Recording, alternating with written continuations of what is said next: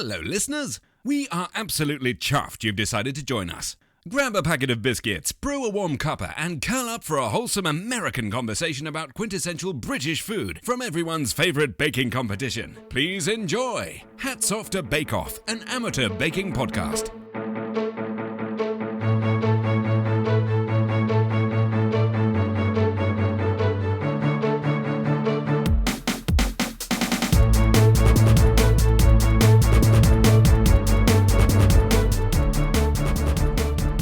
Welcome to Hats Off to Bake Off, an amateur baking podcast. My name is Malory. I'm here with my friend Nick, and today we are going to be talking through the very first episode of Collection 1, Series 5 of the Great British Baking Show, as it's known here in the US, or if you kind of like the original British version, the Great British Bake Off. And we're going to start off by talking through our favorite bits of the signature, technical, and showstopper, all of the sort of parts that make up a classic episode of GBBO. And then we're actually going to dive into a couple of extra bits that I'm most excited for. Nick is going to walk us through the history of the Swiss roll and sort of how it came to be and why maybe it was chosen. What are some things that makes it unique? And then actually Nick and I have both tried our own versions of different bakes that the bakers tried in the tent that week. And we'll be talking you through a little bit about what that process looked like for us. So, how are you, Malory? I'm doing pretty good. How are you, Nick? I am doing great. I'm really excited because we're recording our first episode. Feels good. Yes, 100%. We should mention while we're here, we're starting with, as you said, Series 5 or Collection 1 in the United States because it was the very first series that we watched as Americans. It was the first one that came to Netflix.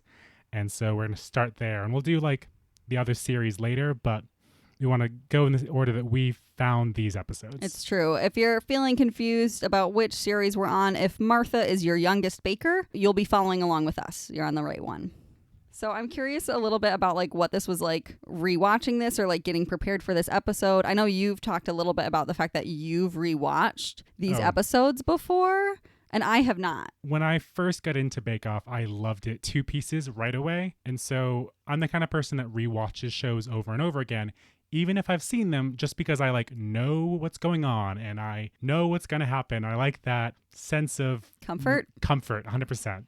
And so I watched Bake Off over and over and over again. Or I like have it running in the background. I'm not like eyes glued to the screen, but I've seen it plenty of times. And you haven't seen it for a while and you just came back to it for this podcast. Exactly. So I haven't rewatched a full season of the show pretty much since I saw each season the first time. I tend not to be a rewatcher. So this was actually a super nostalgic experience for me to come back and watch all of these people that I had sort of forgotten about and moved on and away from, but then to like come back and get like re-immersed in like their styles of baking and their stories and all of the challenges that were here for this season. I don't know. I had a lot of fun just going back and rewatching it. Though as much as I watch the show over and over and over again, I actually don't watch this one a whole lot because of Bingate probably. Bingate is so not a big deal. Like it's sad. It's a bummer, but it's like not.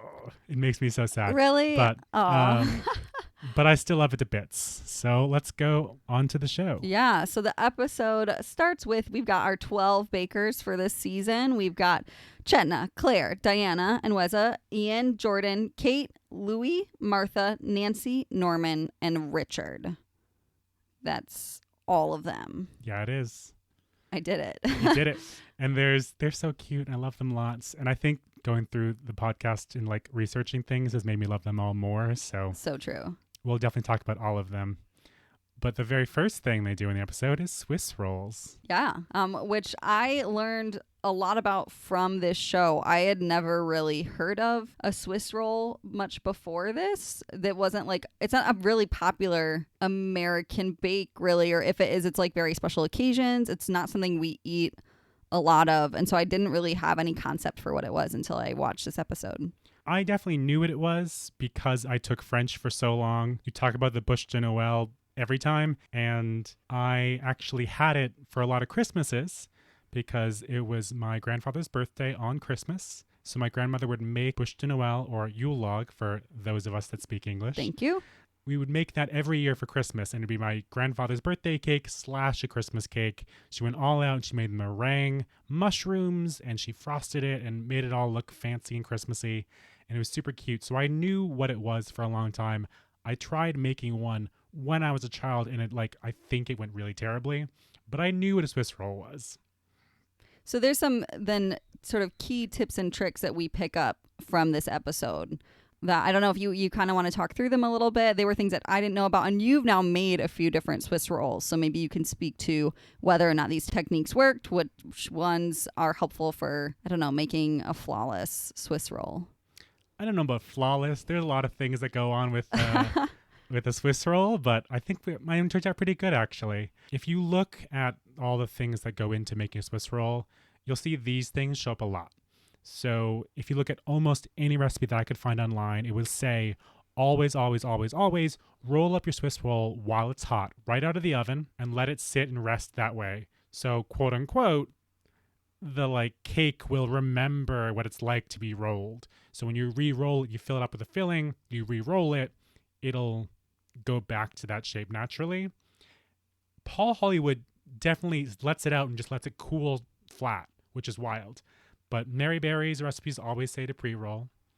Then you get into the whole Ian fiasco with scoring the bake. So do you score it before you roll it? Not really helpful. I have a whole theory about the reason that his scoring didn't work well is actually because his sponge was too thin. Oh, if definitely. you watch the episode, I think, if you look at it, his sponge is tiny. And so when he's scoring it, he's almost cutting it all the way through. And I think it just that breaks. Right. So I have to wonder that if you did it with a better, thicker if you had sponge. a really thick sponge, Yeah. which that comes with its own risks and rewards, but it might have helped if he had a much thicker sponge. Yeah. And this brings up a good point. We've been kind of talking through this, but if anybody is listening to this sort of without watching or without sort of the knowledge coming in from GBBO. Oh, definitely watch. Yeah, definitely watch. But if you maybe don't know or aren't super familiar with a Swiss roll yourself, Nick, do you want to sort of just describe the basic concept of what the heck we are talking about? Oh, 100%. So we should have gone into this. A Swiss roll is where you take a basic cake, you fill it with some kind of filling, and you roll it up, and you can frost it, you can decorate it, or you cannot. Traditionally, you don't. It's a very simple mix that you can put into a bajillion different ways. And we saw a lot of our bakers do that. I feel like a lot of them went really ham on both the flavors and the decorations. One of my favorite things they say on the Love voiceovers is that traditionally, a Swiss roll is not decorated. Something that all of our bakers have decided to ignore. And I think that's magical because they went all out and they did some beautiful, gorgeous decorations, but they were like, screw tradition. I want mine to look good. Yes. It's so my spirit of baking. Do you have any favorite ones? I don't know that we've talked about this, but I would have loved to have seen Kate's red velvet one if it had turned out good. Yeah. Evidently it was not, which is upsetting. But those are my good, classic, not too out there flavors that I would have loved to. Okay, great. Are you ready to hear mine? Are you going to guess the exact opposite energy of yours? I feel like of all the ones that we saw, you probably would have liked probably either Ian's or Chetna's. Okay, yes. So Ian's didn't come up for this one, but I am sort of obsessed with Ian as we go through the series. In general, all of his flavor combinations, while not all of them worked, they're all so brave and they're super inspiring to me. Every single time he bakes a thing, I'm like, oh, what if I tried something similar and did a combination of this or with that citrus or something like that? But Chetna's was definitely my favorite in theory. Yes, I got it. I know, you nailed it. And we'll find out why later. I'll definitely be talking about this more in the episode, but I'm obsessed with cardamom. And so she did a cardamom sponge with coffee and pistachio. That sounded amazing. And then Louis' Spanish sponge that incorporated citrus and anise in it sounded amazing. And then also loved Richard's pistachio and strawberry floral Swiss roll. Also, that looked amazing. I'm a classic through and through. It's so true. I ended up making a Swiss roll. So we went to the kitchen, we baked together. I made a caramel espresso Bûche de Noël. So it was a basic white cake. It was a chiffon cake. Nick, what on earth, what makes a chiffon cake, and why is it especially nice to be using in something where you would roll it up? So a chiffon cake is known for being super light and fluffy and flexible. And the actual distinction between a regular cake of chiffon and a Genoese, so you'll hear them talk about Genoese a lot. A Genoese doesn't have any fat in it, whereas a regular cake usually has some kind of butter. And a chiffon cake is made like Genoese with the egg whites folded into for lift, but also with oil. So it made a super soft, light, airy cake. The other thing I learned while making a Swiss roll was a tip from Julia Child, actually. Oh, what? Yeah. The queen herself. The queen herself. She suggested that instead of powdering your towel, so normally you would take the cake out of the oven, cover a kitchen towel in powdered sugar or caster sugar, flip it onto the towel, and use that to kind of keep the cake from sticking to the towel while you roll it up. She recommended that you soak a towel in water, wring it out really tight, and use that to roll up your cake, which actually worked surprisingly well. And the whole reason you do that, as illustrated in Cooks Illustrated actually, was that it prevents the ganache you're going to put on top of the cake from sticking and falling off or breaking or just kind of looking crappy.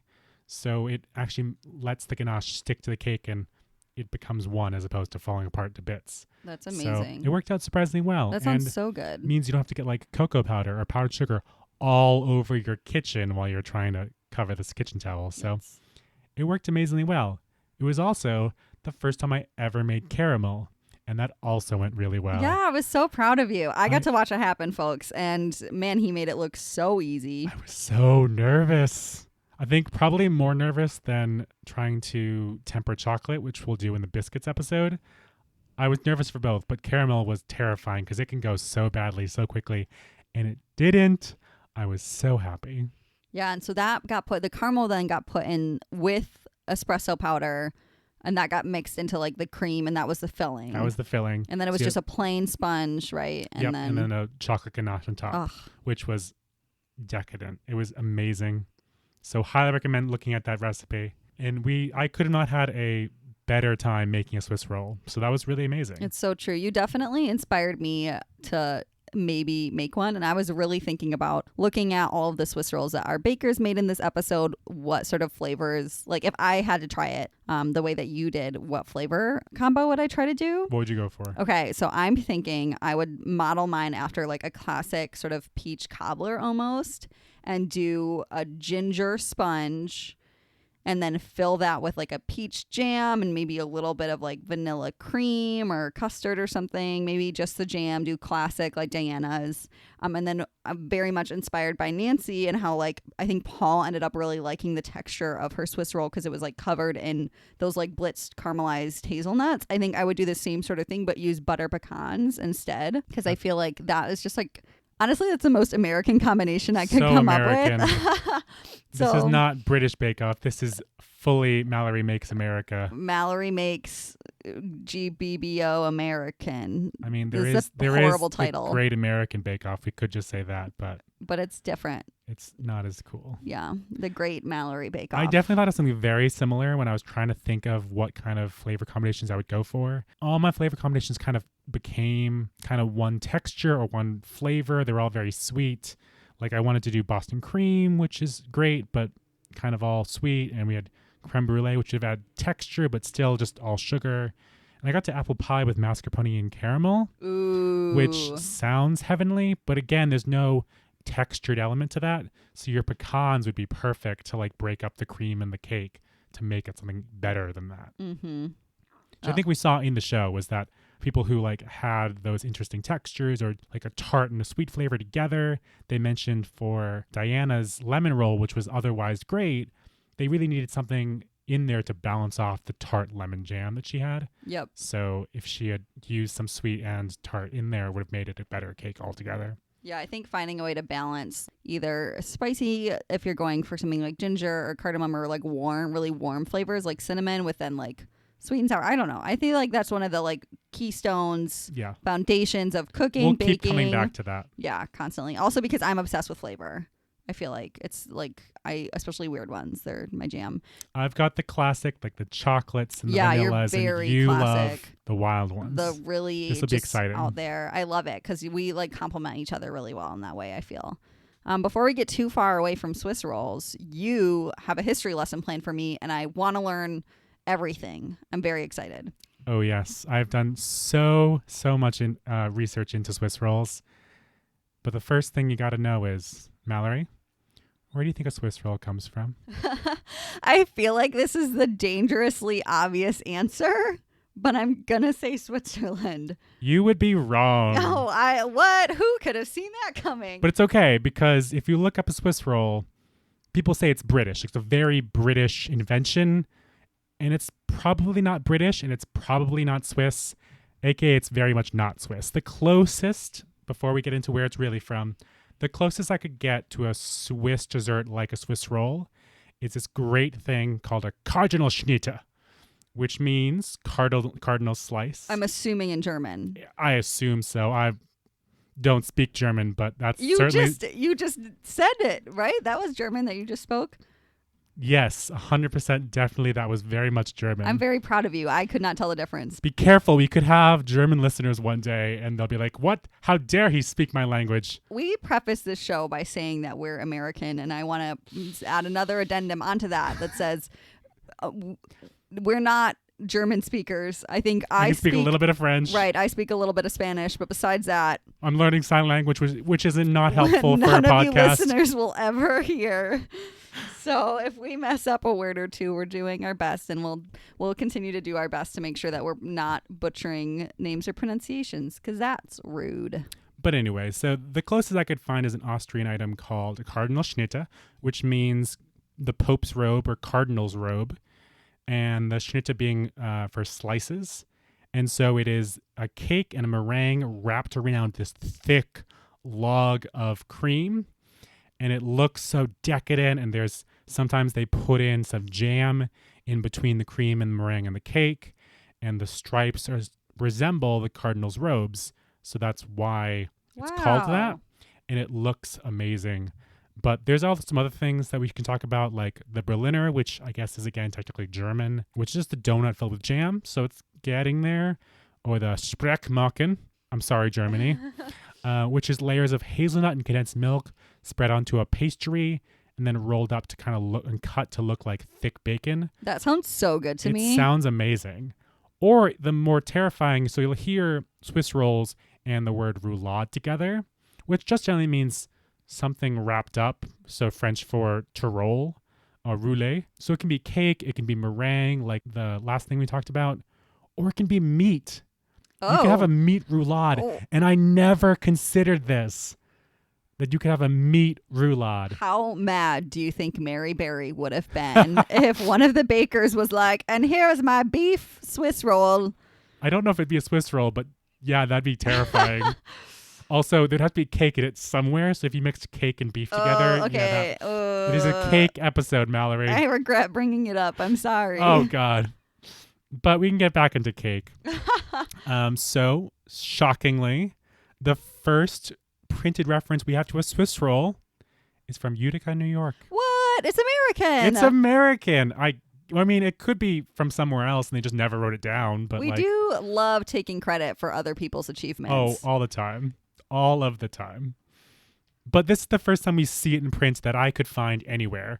Was from a periodical called The Northern Farmer. Very similar to a Farmer's Almanac from today. Just lots of tips and tricks about farming and animal husbandry and medical advice and business advice. And after all that, there is a small youth section and a one-page ladies department. I already hate it. I mean, yes. I mean, very much yes. Before we get to that, I want to talk about some really cute things that I found in this article from the same issue that this recipe is from.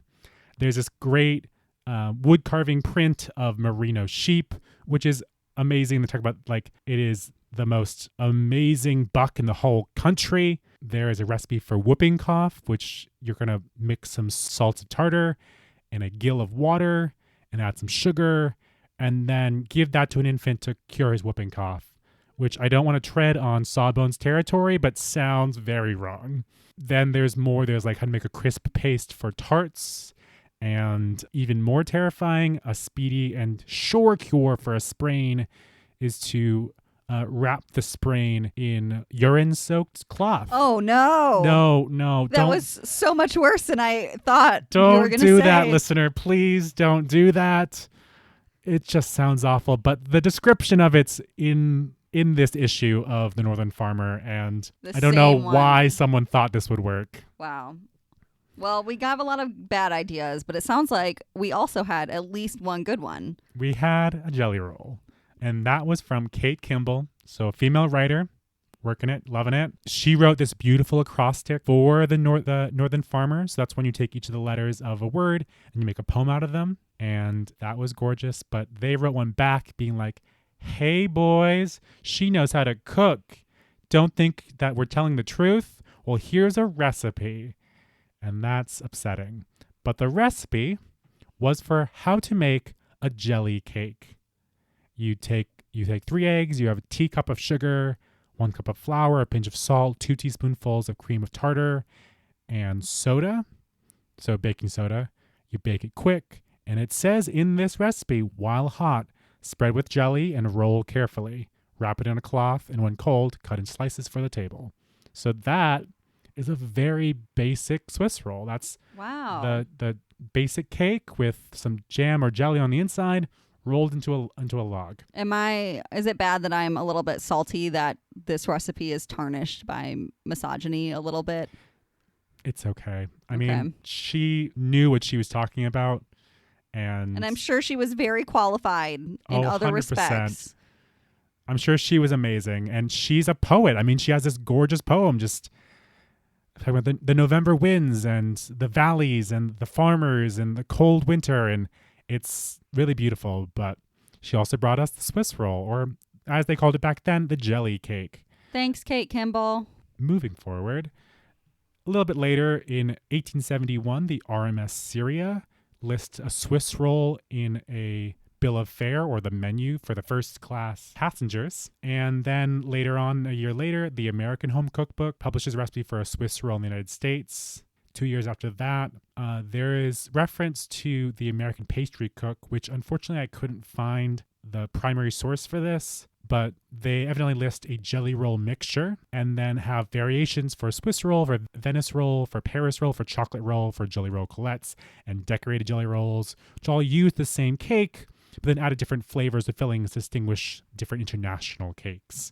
Whether or not they were international, who's to say? That's when variations on the theme kind of came out. And even from then on, this is the one that I could find in the American Pastry Cook, was the white jelly roll, which was basically the same thing. And they said it was another way to make a fine roll, and also white cake lining for a Charlotte Russe, which uses that spiraled cake idea. It changed from year to year. So at first jelly cake, then roll jelly cake, then a Swiss roll, then jelly roll, rolled jelly cake. Evidently in America, we refer to it as a jelly roll, which I guess is a thing. I don't think I've ever referred to it as jelly roll. I always know Swiss roll. I have never heard of nor eaten, to my knowledge, a jelly roll. A jelly roll. I feel like that's not. I'll have to I could ask my grandma about it, see if she has anything to say. But I don't know anything like that. But what I do know, it's time for tea. What kind of tea are you drinking, Malory? I'm drinking chamomile. I'm drinking a lemon black tea. I'm really excited. And it's time for tea because I want to hear your opinion on this Swiss roll. Is that a Hostess Swiss roll? It is not Hostess. Whoops. It is Little Debbie's. Oh, okay. But basically the same all in all. That is what we know of as a Swiss roll. Would you describe your experience with that quote-unquote Swiss roll? So right now, Nick has unveiled two, what I think of as gas station treats. You're not wrong. They're like the mini personal-sized chocolate cakes rolled around vanilla cream and then covered in a layer of chocolate. Not what I think of, but I guess when you think about it, there's a lot of British and other sort of baking, old-fashioned baking recipes that may not be used in a traditional American kitchen anymore, but have sort of migrated to the fast and prepared food scenes in a way that I didn't think about until you sort of brought this up. I mean, it's labeled Swiss roll, and I think for me personally, I would think of this as a Swiss roll, which is blasphemy. It's kind of a weird bastardization of a Swiss roll, but that's what it's become these days. So it was really great to make a Swiss roll for real that tasted amazing and wasn't like wrapped in plastic. Wasn't wrapped in plastic. We achieved that, if nothing else. If nothing else, we made some great Swiss rolls. So moving on to the next challenge that the bakers faced, it was the technical. And this was the first technical in the tent. We saw them take on Mary's cherry cake. And I don't really have a ton to say here, except for we learned the proper size to cut cherries. If you're going to put them... Is it quarters? Is it halves? I think they turned out all in all in eighths, like an eighth of a cherry is what you want in Mary's cake. I mean, speaking of things we don't know anything about, I've never made a cherry cake or even a cake with fruit in it in my life, really. Oh, really? I feel like I've made a blueberry couple. muffin, closest thing. Yeah, I probably bake a lot of muffins. I tend to I'm not huge on baked fruit, but I do tend to throw bits of it into other things. So knowing how to have it float and look tasty and be well dispersed throughout whatever I'm baking is super handy. And I want to bring up a myth that you have busted for me about preparing fruit to go in a bake. And I want to start off by saying that before hearing what Nick is about to share with you, I would have sworn that the best way to prevent your fruit from sinking is to give it rinse it well and dry it off and give it a light dusting of flour. And then you did some actual research, and it turns out maybe not. So I was super proud of Martha for the whole flouring, the fruits. I was so proud of Nancy for doing this because that's exactly what I'd heard my entire life, that you want to put them in flour and that helps suspend them somehow in the cake. I assumed, based on absolutely no scientific knowledge whatsoever, that it created a sort of moisture barrier and helped the batter cling to the fruit. Again, I mean, yeah, that's kind of where I was. No idea. Like, the flour from the cake would stick to this flour. Like, that's not science. It could be. However, online there is a baker and blogger named Stella Parks who did basically a science experiment of suspending fruit in her blueberry muffins, which is the only experience I have with baking fruit into things is blueberry muffins. And she showed us, what it's like to just throw the berries in as normal, which they all kind of go everywhere. They burst everywhere. What's it like if you put them in flour? Looks basically the same, but her technique was to put a little bit of batter in the bottom, then mix the batter with the fruits and add that to the top. So you have a layer of protection from the fruit, and that'll keep your bottom from getting a soggy bottom, which is never a good thing. Never want a soggy bottom. You don't want bottom. your fruit sinking to the bottom. You don't want it all in one place. But if you put that layer in, she says that that's the best way to get an even distribution of fruits in your cake. I mean, that sounds like a good tip to me. This is good. I'll maybe try that moving forward. I think hey, so. listeners, That's a good one. I'll let you know how that goes. Or you know what? You let us know. If you try it and it works, feel free to hashtag us somewhere. Hashtag HotBoPod. HOTBOPOD. Yeah, we'll get to that in a bit. But I'm excited to see what you guys bake and let us know if this works. The next bake that happens. I'm excited to talk about this one because this is the challenge that I tackled. But next up, really, we've got the showstopper. And the showstopper this time was 36 miniature classic British cakes. So we had a lot of renditions of a lemon drizzle. We had a couple of, I think Nancy did a Jaffa cake. So this was really fun for me because, again, I don't really have a lot of knowledge about British cooking or British baking in general. And so getting to see what the bakers considered sort of classic British cakes was really cool for me. And then really interesting for me to sort of take and then develop my own recipe off of as well. So there was a lot of lemon. I realized that there were, I believe, there was 5 recipes that were all lemon based, which I guess at this point I'm realizing is quintessential British bakes is having lemon in that cake. I don't like lemon at all. What? I mean, I'm drinking lemon tea, so I can't say that completely, but I don't love the flavor of lemon. And so I would have really loved Diana made a chocolate mousse cake, which looked a mess, but I would have loved every bit. There's also the chocolate cherry with the ganache that Claire made or attempted to make, that if it had worked out well, I think I would have loved as well. Just chocolate and cherry and ganache, and I think that would have been really nice. But what were your favorites? I think some of my favorites, first of all, Louis' lemon drizzle, and he did it with elderflower and raspberry and had that little pipette of lemon syrup, I think, or something, ready to like DIY drizzle on the cake. And like he got a little bit of shit from Paul and Mary for it, but I thought it was so cool. It's so true. That's so like modern, and I loved it. And Paul and Mary were not into it, but I was so into that. I think they came around a little bit. I think so. My other favorite, I have to say, I did love Nancy's Jaffa cake, partially because she brought out the first of her several miniature cake torture devices and like bake torture devices. Yes, Nancy, yes. And so this one, she had her husband craft her a mini cake guillotine to make sure that they were all chopped perfectly the same. And this is actually, I think, Norman busted out some sort of he had his special his muffin tin pusher-upper thing. Yeah, that's a technical term. Yes, definitely. Look that one up. But yeah, I love seeing sort of the like technical and the tools that the bakers come up with to like make things happen the way they want them is so intriguing to me. And so like I'm very much a DIY person, so I love the concept of like, yes, I'll just make this tool that will make my job easier. It was magical. It was so much fun. Yeah, I think that's most of the fun gadgetry that I saw, and I'll continue to talk about this. This is like literally one of my favorite things that happens. All the weird things they bring in is just magical. It's my favorite. But before we get into what you made, I want to say I looked into this and I didn't really know what I would make. I think one that I really want to try at some point is a parkin, which is this like deeply spicy cake with like oats and grains in it. Interesting. And so I probably would make it like very, very spicy with maybe for Paul and Mary something more interesting than vanilla frosting, like a lemon or a rum or a cranberry icing. Rum sounds like it would go so well with that. So it's just like if you had like a lot of ginger and a lot of those kinds of spices and then make this like oatmeal-y crunchy cake. I don't think it's crunchy, but like it has grain in it and texture. There we go. And then add some kind of fun flavor to that. I think it would work out really well in a miniature cake. But as I said, I don't know a lot of classic British cakes, so yeah, I'm just going off the fun pictures. Yeah. But what did you make? I made, and this took a lot of research. I was like looking around to the British classics.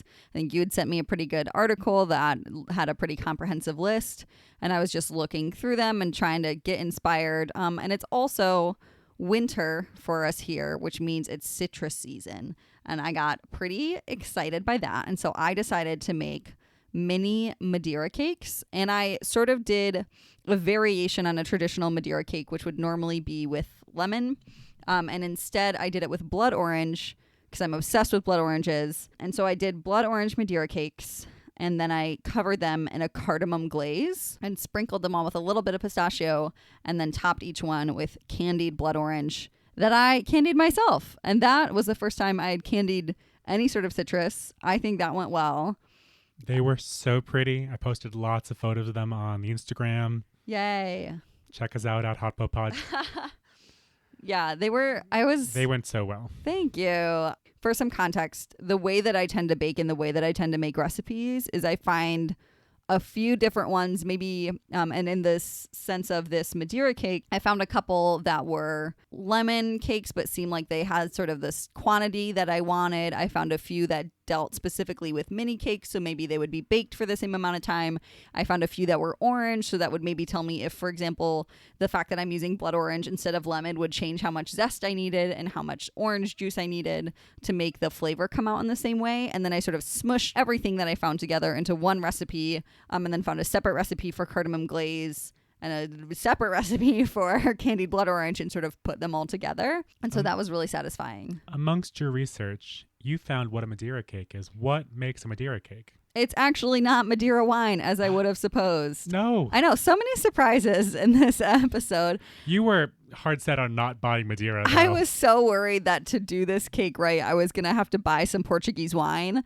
And luckily, no, that is not the case. This cake is just intended to be served. It's usually a tea cake, intended to be served alongside a glass of Madeira, which we also didn't do because who's got the time for that? Yeah, no, fuck that. I don't. I'm not going to go find Madeira. No.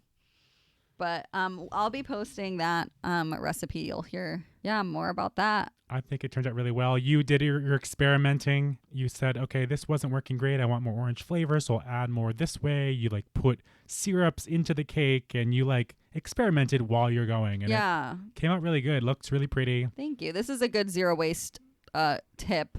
Is that I found my cakes to be a little bit dry. If you end up looking at this recipe, I would definitely recommend adding a little bit more milk or more orange juice. Basically, a Madeira cake is a pound cake, is sort of the concept that I'm familiar with and have baked before. And so you want it to look pretty similar to that. I found that baking them in these smaller, I was using a mini cupcake pan, and doing that made them just a touch dry. And so you will end up having what is essentially leftover blood orange simple syrup if you decide to do the candied blood orange. And so what I was doing for each mini cupcake is I was poking a hole in them and drizzling them with the leftovers of my blood orange syrup to just add a little bit more flavor and to moisten them a little bit to keep them from getting too dry.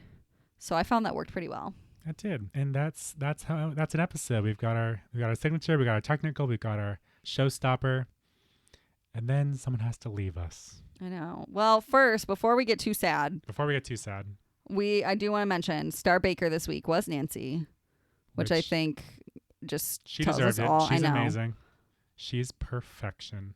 We're a little obsessed. It's fine. It's totally fine. We're obsessed. I'll let you be sad now that we've said we that. had to say goodbye. # spoiler alert. You should have watched the episode. You should know what this is happening. We're going to keep repeating that, please. Spoiler Tell us you watched alert. the episode. That Claire Goodwin had to leave the tent. But she's living her best life now, and I love her Instagram so much. I am going to have to follow it for sure.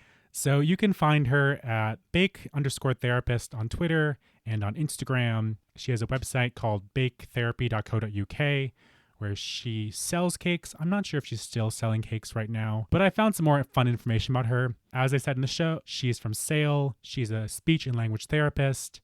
But what I didn't know, and I found this on BBC, both her mom and her grandmother were wedding cake decorators, and her father was a chef. Oh, awesome. So she uses baking and trying new recipes as a way to deal with some depression and some emotional problems day to day. And she actually talks about how she was in a slump for a while, and baking new things helped her get out and get back to work and improve her life, which is really cool. She also says this on her website: I'm a speech and language therapist, and I work with people with learning disabilities, autism, and complex needs. I love my work, and I'm constantly banging on about the benefits of therapy and therapeutic intervention across all areas of health. I'm also a person that lives with mental health conditions and believe that creative occupation is soothing and good for the soul. Baking and sugarcraft fall into that for me, although I am also partial to bit of sewing and crafting and knitting, other such bits and bobs. So she's using baking as a escape, or as a great way to help herself every day. As a tool. That is awesome. I definitely feel like baking can be that way for me sometimes. She also, as I said, I love her Instagram. She is a champion. She has an extensive wardrobe of plus size dresses that she proudly wears. She's started doing CrossFit, so there's all these great photos of her doing CrossFit in crazy ways. She specializes in wedding cakes and fondant characters. So you can see these amazing figures. So one that I thought was amazing was a Lion King cake. And she has improved vastly since Bake Off. So have her figures, so have her cakes. She actually made cakes for a plus size clothing company called Topsy Curvy. You can check them out. She made a cake for Martha's wedding, which is this beautiful, dark, 3-tiered chocolate cake. I'm sorry, pause. Is Martha married? You didn't know? Oh, I'm so behind. Oh my God, I yes. feel so old. They've grown up. This is 2014. Wow. Yeah. So Martha got married I recently, feel and so old. a bunch of the contestants made cakes for her wedding. Wow. And so it's super cute. And so Claire made this beautiful dark chocolate one with like caramel and chocolate covered pretzels and all kinds of things. Yum. But one of my favorite things I found in my research for Claire Goodwin, as we give a hats off to Claire Goodwin, they asked, who's scarier, Paul or Mary? And what did Claire say? Paul. He is mean and has Satan's eyes. Oh no. Are you okay, Claire? Oh, that's so upsetting. But, I mean, she's not wrong. She is not wrong. Yeah, I feel like people have love or hate relationship with Paul's eyes, which is weird to say out The loud. piercing blue eyes of Yeah. Paul Hollywood. But, you know, hats off to Claire. She's Hats living an off. amazing life. She's doing good things and still baking. So it's all you can hope for in life. And that brings us to the end of our episode today.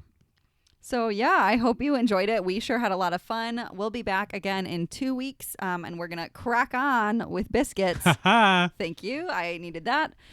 So if you've enjoyed what you heard here today, tell your friends, tell your fam. Check us out. We are on social media, and Nick will walk you through that in a second. Or please subscribe to our show. We are on right now Apple, Google, Stitcher, and Spotify podcasts, and we're working on getting on as many other platforms as we can. Every subscription and download helps us out tons, and it means the world to us when you do. We would love it if you would tweet about us and share how much you liked this show, or if you've made any bakes. You can find us on Twitter and on Instagram at HotBoPod, as well as Facebook at facebook.com/HotBoPod. So that's HOTBOPOD. HotBoPod is the acronym for our show, Hats Off to Bake Off Podcasts, HOTBOPOD. You can find links to all of our social media accounts on our website, hotbopod.com. One last time, HOTBOPOD.com. So, as we mentioned earlier, my recipe for the blood orange mini Madeira cakes with cardamom glaze and candied blood orange slices is going to be up on our website. So you can find that in the episodes tab. And we'll have it up there, and you are welcome to try and make it for yourself. If you do, definitely let us know. I really want to hear if it works out for you, and if you loved the cardamom glaze as much as I did. I could put that shit on everything. I Feel swear. free to adapt these recipes however you want, just like Malory The spirit did. of me, yes, I would love that. And you can also find what Nick made on the Cooks Illustrated website. You just snatched that one right from Cooks Illustrated. You collaged your recipe. I was like, I'm doing it by the letter. It turned out really good, but yeah, eventually I'll get to your level of creativity. Oh yeah, I was gonna say it's a talent, but it's really not. Also, while we're giving hats off, I'd love to give a hats off to Peter Lalish, who wrote our intro and intro music. You can find Peter on Fiverr as PW Lalish, or on Bandcamp under the name AKLF, where he does his music. Well, like Nancy says, if given the opportunity, we'll give Mr. Hollywood a run for his money. On your marks. Get set. Bake! Am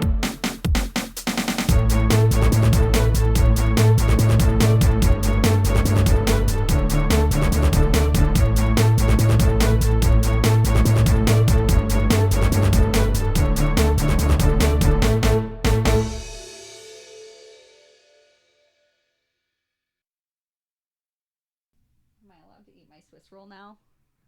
Go for it.